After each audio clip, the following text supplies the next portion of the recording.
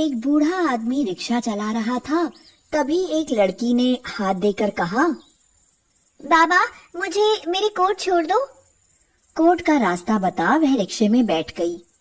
बूढ़े बाबा की रिक्शा चलाते वक्त सांस फूल रही थी, माथे पर पसीना था, धूप में उनकी चमड़ी काली पड़ गई थी। वेदिका का मन बहुत दुखी हुआ। क्यों बैठी मैं इनके रिक्शे में? ये बाबा इतने बूढ़े हैं, रिक्शा चला भी नहीं पा रहे हैं। इससे तो मैं ऑटो में चली जाती। बाबा इस उम्र में इतनी मेहनत क्यों करते हो? घर में कोई कमाने वाला नहीं है क्या? बेटा मजबूरी है, इसलिए करना पड़ता है। लेकिन बाबा आप इस उम्र में ये रिक्शा चला रहे हो, आपके बहू बेटे मना नहीं करते? बाबा की आंखों में आंसू थे, वह कुछ नहीं कह पाए। कोट आ चुका था। वेदिका बोली, रोको बाबा, कोट आ गया है। कितने पैसे हुए? 20 रुपए बेटी। वेदिका ने 50 का नोट देते हुए कहा, ये लो बाबा। ये लो बेटी 30 रुपए। कोई बात नहीं बाबा, ये आप रख लो, बच्चों के लिए कुछ ले जाना। खुश रहो बेटी। वेदिका को बाबा पर बहुत दया आई। बाबा अगर आपको पैसे की जरूरत है तो आप मुझे रोज कोट छोड़ाया करो, मैं आपको आने जाने के 50 रुपए दूंगी। ठीक है बेटी, मैं छोड़ दिया करूँगा। अब वेदिका को बाबा रोज ही मिल जाया करते थे और वह रोज उनके रिक्शे से ही कोट जाती थी। लेकिन वह जब भी उनसे उनके बेटे के बारे में पूछती, बाबा की आंखों में आंसू आ जाते थे, लेकिन कभी उन्होंने कुछ बताया नहीं। काफी समय बीत चुका था उन्हें मिलते हुए। बाबा वेदिका को बहुत अपने से लगने लगे थे। एक बार वेदिका ने सोचा, क्यों ना बाबा का पीछा करके देखूं। बहू बेटे होते हुए भी वो रिक्शा खींचते हैं, जरूर कोई कारण होगा। एक दिन बाबा ने उसे कोर्ट से घर छोड़ा। उनके जाते ही वेदिका दूसरा रिक्शा लेकर उनका पीछा करती हुई उनके घर पहुंच गई। बाबा के घर में घुसने से पहले ही एक मोटी सी औरत चिल्लाती हुई बाहर आई और बोली, क्या हुआ? आज भी किराया दोगे या नहीं? मेरा घर है, मैंने कोई धर्मशाला नहीं खोली हुई। हाँ, 3 महीने का किराया बाकी है, नया साल आने वाला है, हमें भी कुछ तैयारी करनी है। बाबा की जेब में सिर्फ 50 का वह नोट था जो रोज वेदिका बाबा को देती थी। ये लो मालकिन, धीरे धीरे सब चुकता कर दूंगा। मोटी औरत ने 50 रुपए लपके और चली गई। वेदिका दूर से सब छुप कर सुन रही थी। बाबा अंदर गए। वहां एक बूढ़ी औरत बिस्तर पर लेटी हुई थी। वह दूर से देखने में काफी बीमार लग रही थी और एक बच्ची उनका सिर दबा रही थी। परी क्या कर रही है बेटा? बाबा आ गए, बाबा आ गए। बाबा बहुत ठंड लगती है, आपने कहा था ना नए साल पर स्वेटर ला दूंगा, कब लाओगे? कहाँ से लाऊं, तेरी दादी की बीमारी में इतना खर्च हो जाता है, ऊपर से मकान का किराया। बाबा दुखी मत होना, आज पापा जिंदा होते तो सब कर लेते। तू सब जानती है मेरी बच्ची, तेरे माँ बाप क्या गए तुझे बुद्धि दे गए।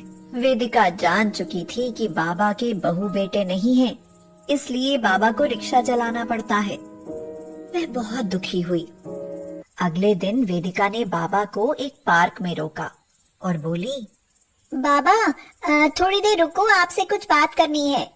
हाँ हाँ बताओ बेटी, क्या बात है? आपके बेटे नहीं है क्या जो आप रिक्शा चलाते हो? मैं बहुत दिनों से पूछना चाहती हूँ पर आपने जवाब ही नहीं दिया। बेटा, मेरे बेटे और बहू की एक एक्सीडेंट में मौत हो गई। मेरा एक ही बेटा था, अब उसके 3 बच्चों और अपनी बीमार पत्नी का खर्चा कैसे उठाऊं? बहू बेटे को बचाने के लिए मैंने सब कुछ बेच दिया। अब मेरे पास कुछ नहीं है, इसलिए मुझे ये काम करना पड़ता है। जिस दिन से मेरे बहू बेटे गुजरे हैं, मेरी पत्नी ने सदमे में बिस्तर पकड़ लिया है। मैं क्या करूं? बाबा की बात सुनकर वेदिका की आंखों में आंसू आ गए। चलिए बाबा चलते हैं। बाबा कई दिन से बहुत उदास थे। 2 दिन बाद नया साल था। ठंड बहुत ज्यादा पड़ रही थी और परी के लिए स्वेटर का इंतजाम नहीं हुआ और ना टिंकू और चीकू के लिए नए कपड़े, और कई दिनों से उन्हें वेदिका भी नहीं मिली थी। बाबा, मेरे सभी दोस्त नए साल पर पार्टी कर रहे हैं। मुझे भी अपने दोस्तों के साथ पार्टी करनी है। बाबा, मुझे तो नए साल पर सिर्फ कपड़े चाहिए। बाबा, मुझे स्वेटर नहीं चाहिए। कुछ दिन बाद तो गर्मी शुरू हो जाएगी। और नए साल का क्या है, वह तो हर साल आता है। बाबा बच्चों को तो झूठी तसल्ली दे देते हैं, लेकिन वे अपनी बीमार पत्नी से कहते हैं, काशी, कहाँ से करूं बच्चों की उम्मीद पूरी। हम गरीब हैं, अब बूढ़ी हड्डियों में इतनी ताकत नहीं रही। अगर दीपक और मधु होते तो ये नौबत नहीं आती। कुछ तो नए साल पर करना होगा बच्चों के लिए। परी बड़ी है, पर चीकू और टिंकू छोटे हैं, वो तो मायूस हो जाएंगे। बाबा दुखी और उदास रिक्शा लिए खड़े थे, लेकिन उनकी उम्र देखकर लोग उनके रिक्शे में बैठने से झिझकते थे। तभी दूर से वेदिका दिखाई दी। बाबा बहुत खुश हो गए। बेटी, कहाँ थी कई दिनों से? बाबा, कल नया साल है ना, उसकी तैयारी में लगी हुई थी। बाबा, आप लोग नया साल कैसे मनाते हो? बेटी, हम गरीबों के तो नए और पुराने सब साल एक जैसे ही होते हैं। तो वक्त का खाना मिल जाए, वही बहुत बड़ी बात है। बाबा, कल आपको हमारे घर बच्चों के साथ आना है, ये मेरी आपसे प्रार्थना है। अरे बेटी, आप बड़े लोग ठहरे। हम जैसे लोगों का आपके घर आना सही नहीं है। मैंने बोल दिया तो बोल दिया। हाँ, अगर आप नहीं आए ना तो फिर मैं कभी आपके रिक्शे में नहीं बैठूंगी। नहीं बेटी, मेरी रोजी रोटी से नाराज मत होना, मैं जरूर आऊंगा। ठीक है, कल शाम 7 बजे आना है। अगले दिन 7 बजे बाबा तीनों बच्चों समेत वेदिका के बताए हुए उसके घर के पते पर पहुंच गए। वहां बहुत सारी रंग बिरंगी लाइटें लगी थी, सारा घर सजा था और मेहमानों के लिए बहुत तरह के खाने के इंतजाम भी किए गए थे। वाह बाबा, ऐसी पार्टी तो हमने कभी नहीं देखी। हाँ परी, बड़े लोग नया साल ऐसे ही मनाते हैं। बच्चे बहुत खुश थे। वेदिका को उन बच्चों पर बहुत दया आई। कितने छोटे और मासूम बच्चे थे। बहुत दुख होता था यह जानकर कि उनके माँ बाप नहीं हैं। बाबा, इधर आओ, आज मैं आपको नए साल का तोहफा देना चाहती हूँ।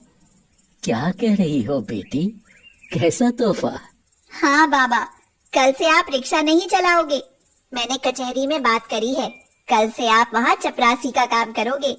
काम सिर्फ फाइलें इधर से उधर पकड़ाने का है और तनख्वाह भी अच्छी मिलेगी।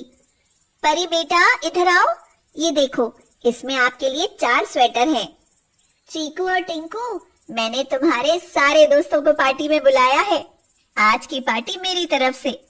और ये लो तुम दोनों के कपड़े। और सुनो, मैं तुम तीनों बच्चों का दाखिला एक अच्छे स्कूल में करवा रही हूँ, जिसमें तुम्हारी फीस माफ रहेगी। बाबा की आंखों में खुशी के आंसू थे। उन्होंने कहा, बेटी, तुमने हमारे लिए इतना कुछ किया, इसके लिए मैं बहुत आभारी हूँ। बाबा, मुझे माफ करना, मैं आपका पीछा करती हुई आपके घर तक गई थी, क्योंकि आपने कभी भी अपने बहू बेटे के बारे में बताया ही नहीं और आपकी सारी बातें मैंने चुपके से सुनी थी। नया साल तो मैं हमेशा मनाती थी, मगर इस साल आप लोगों के साथ मनाए हुए इस साल ने मुझे एक अनोखी खुशी दी है। धन्यवाद बेटी। मैं गरीब बूढ़ा आदमी ऐसा नया साल कभी नहीं मना सकता था। तुमने मेरे बच्चों के चेहरे पर खुशी लौटा दी। सदा खुश रहो, सदा खुश रहो। खुशियां बांटने से बढ़ती हैं।